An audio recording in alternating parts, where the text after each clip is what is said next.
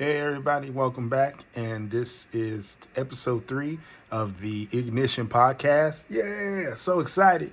Third one in. Um, as we were looking at the Ignition podcast that I was sitting there thinking about it at the end of the last one. So at the end of number 2, I was looking and thinking to myself, what would be a good topic for that? And in going in line with the Ignition, in order for something to take off, you have to have what's called ignition start. And it's the starting point. Many of you might be saying, "Wait, we're gonna go back to the first episode." In a way, kind of, yeah, because something has to start. You got to have a starting point for everything. In the ignition start, the power of starting is what we're going to talk about. And the power of starting, it doesn't seem like it's a huge concept, but it really, really is. And here's why. The power of starting is when a person or, an individual has a great idea and they want to start it. They want to start this idea. Now, we're not talking about the completion part of it. We're not talking about the working out all the kinks, what have you. We're talking about starting it. A lot of times, many ideas that you have, they will have a great starting point. Have you ever heard of the phrase that a great idea started or died at the starting line? And it means that basically you had a great idea, you fleshed it out in your mind, you thought about it, you put all the cogs and pieces together, how it was actually going to go through.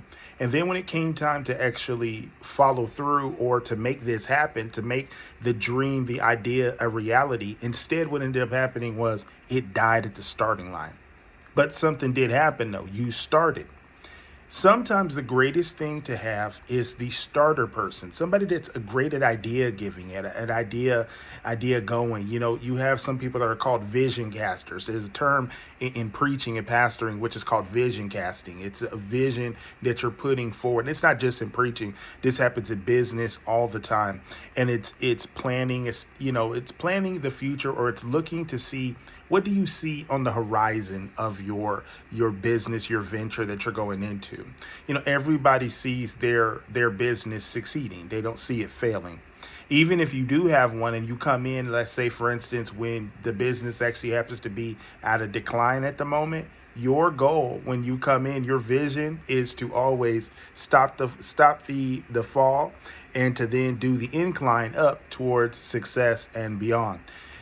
Buzz Lightyear had a great line. He's always said, to infinity and beyond. And that's exactly what happens when you start something. Because when you start something, you realize that the only thing that's stopping you is you. You're the one that stops you. When you realize that the ignition part of you starting is that starting point, so many great things are said about starters. Like, prime example, you could be the fastest sprinter in the world. However, if you have the worst start, sometimes you got to work extra harder to win that race because you didn't start well, but at least you started.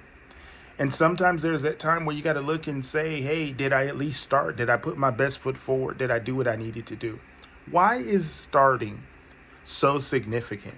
Why am I not focusing on the rest of the process? Here's a little hint, because we are going to deal with the rest of the process a little bit later. But you got to start something. Listen, I've been trying to start writing a book for the longest time. Guess when you actually start? When you sit down and start the process of writing the book. You put out the plan, the idea, the theory, the think piece, the character development, the dialogue. Sometimes some great books don't have a lot of, there's a spider diagram that you have, which is ideas that you put up and you throw things on the wall and different stuff you're doing and how they all connect together.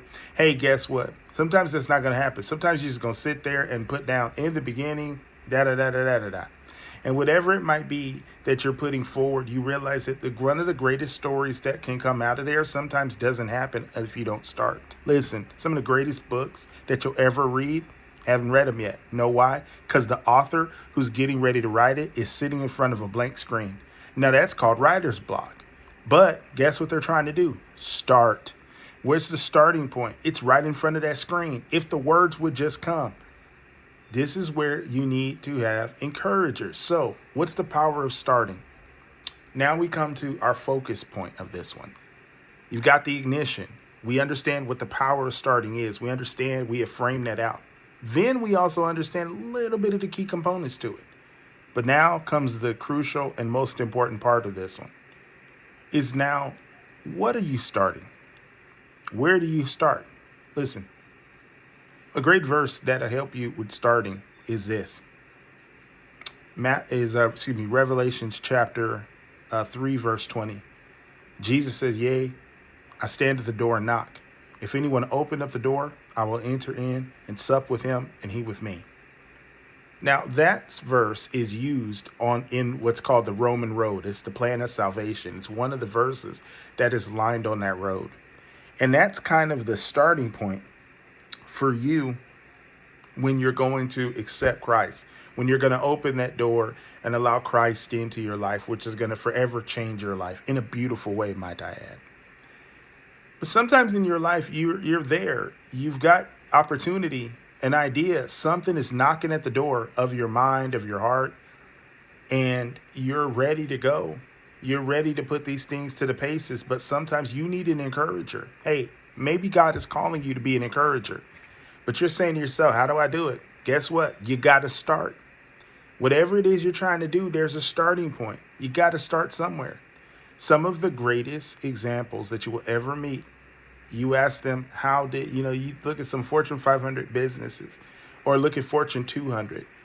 Okay, maybe you might not ever get to talk to some of the Fortune 500 or 200 people, but maybe you got a local grocery store and you know the owner of the store.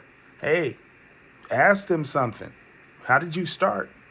And what did they tell you? Man, I had to get all the paperwork. I had to find the location. The store was already there. Had an established building already. Had to find staff. If the staff was good, I had to hire people like yourself, and had to make sure that they aligned with my values and things of that nature. There's so many things that go into starting.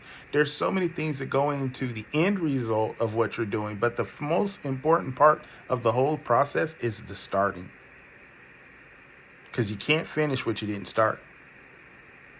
You can always finish something. Always finish something that had already started by somebody else. But if you haven't started something, you can't finish it.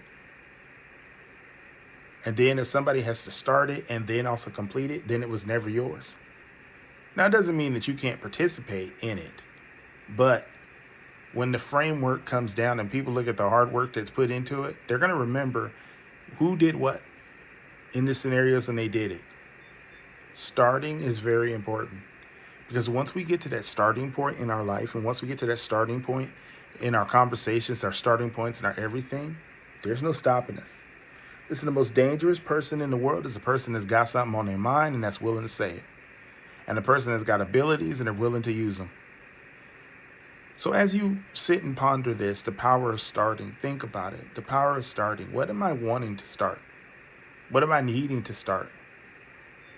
Well, I'll tell you this, before you actually get down and, open up your laptop or your notebook and start writing, down the next greatest story ever told, you might want to have a conversation with God. Get to know him better. Love him more. Get to know your brothers and sisters. Because sometimes you need that support team that's around you, that comes around, that helps to encourage you towards being the best person that you can be. Because at the end of the day, that's what we all want. We all want to see people succeed, not fail. But that can't happen unless we start well and finish well. Sometimes you may start late. That's okay. Because sometimes your journey is not to start, but your journey is in the middle to the end. But wherever point you come into this journey, do the best thing. Run the race. Run it good. I'm cheering for you. Hey, has to start somewhere. Ayo.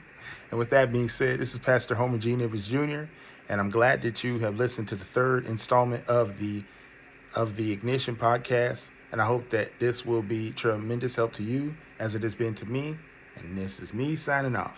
Have a good night.